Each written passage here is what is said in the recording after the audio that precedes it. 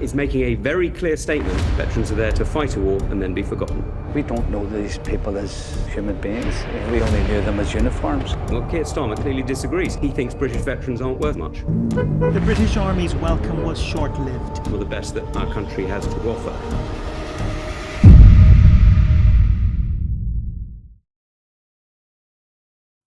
Welcome to Tactical Truths, the go-to series for military news, tactical analysis, and frontline stories that matter.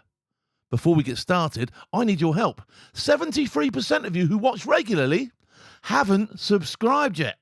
If you like what we do, hit that subscribe button, it's free, and helps us make this show better for you every single week. I'm Phil Campion, former UK SAS, and this is Tactical Truths.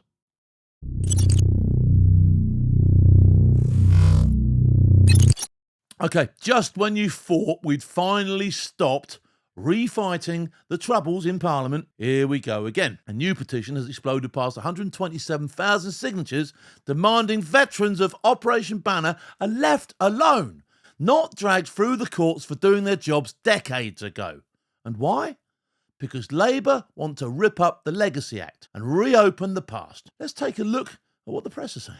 Day today, and we've been talking about that all morning. It's so important, actually. We agree, yes, that we recognise our armed forces more, whether you're serving or a veteran. Maybe not on just one day a year. Yeah, but it's better. No, you're right. She's right. You know, we live with this forever, don't we? That's fine. And I get Armed Forces Day, and it's nice for people to show their appreciation and all that sort of stuff. But the real crux of the matter here is we need to stop people getting in trouble for stuff that happened years ago, which actually has probably already been investigated and went nowhere. And now we're just reigniting the flame and appeasing, moreover, people on the other side. Do you know what I mean? People who were up against us, people who've got no interest in our values and standards, and we're actually bending over and doing the best we can to give them what they want. That's insane. Insane.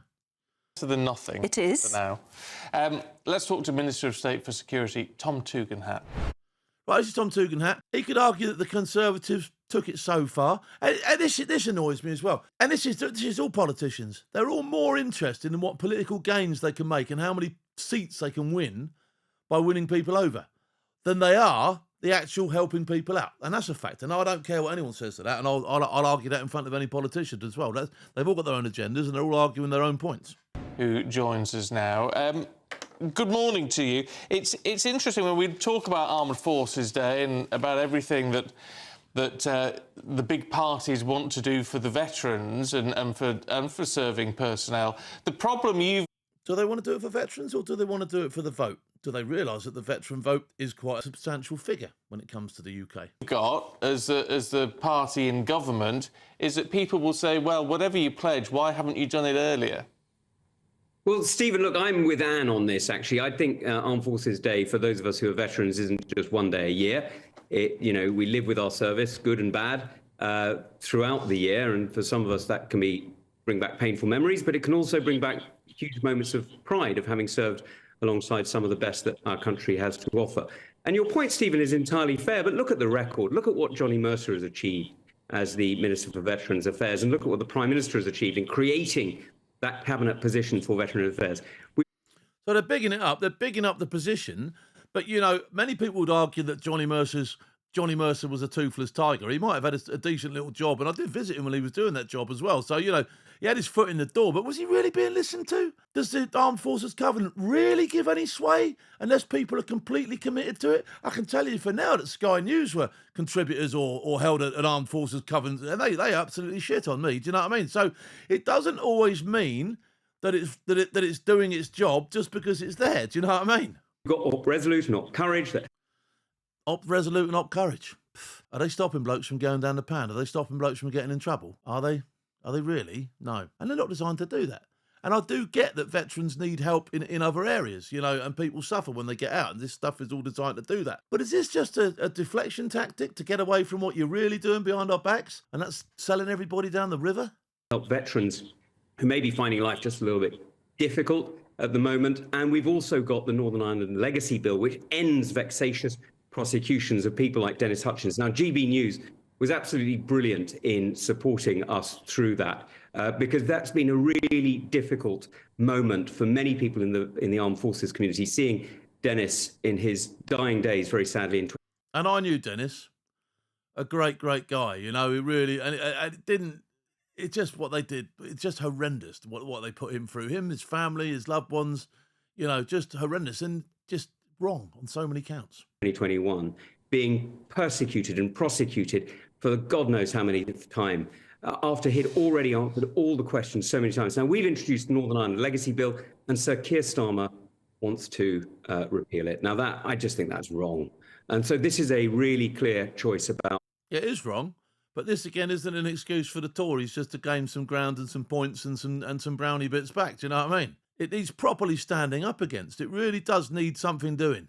Our future, not just about today, but about the future for veterans in the UK. Yeah, I mean, I wonder if you worry for your job as well, even if you don't have it on next Friday morning.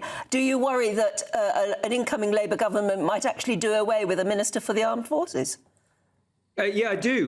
Well, they haven't done away with a Minister for the Armed Forces. We know that now. This is a slightly older piece, but they haven't addressed the situations, have they? They're still pushing for it in many quarters, and they're still handing out, you know, letters of comfort to these lunatics on the other side. If it's good for one, it's good for the other. If it's not good for the other, it's not good for the... It's just wrong. It's wrong. It gets on my nerves even talking about it sometimes. I mean, look, they've made it very clear. They don't want a cabinet minister for Veterans Affairs. We're the only party that's committed to it. And I think it's incredibly important that anybody, whoever they are, who seeks to lead this fantastic country of ours, commits to caring and being there for our veterans. I think that's really important. The other Five Eyes nations have it. Why shouldn't the United Kingdom? Well, Keir Starmer clearly disagrees. He thinks British veterans aren't worth as much.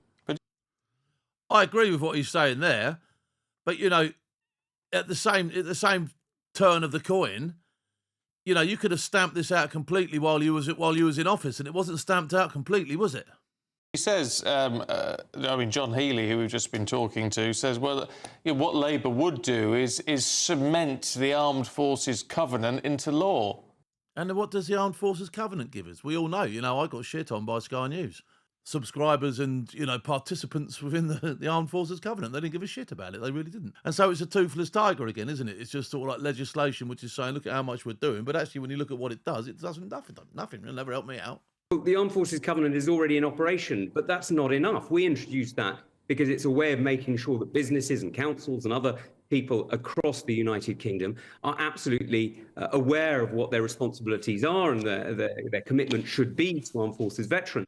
Yeah, it's more used as a tool by these businesses to say, look how great we are, look at how compliant we are, look at what we're doing to help and bolster their own flexing, not there for the benefit of the troops it's trying to help, but flexing themselves.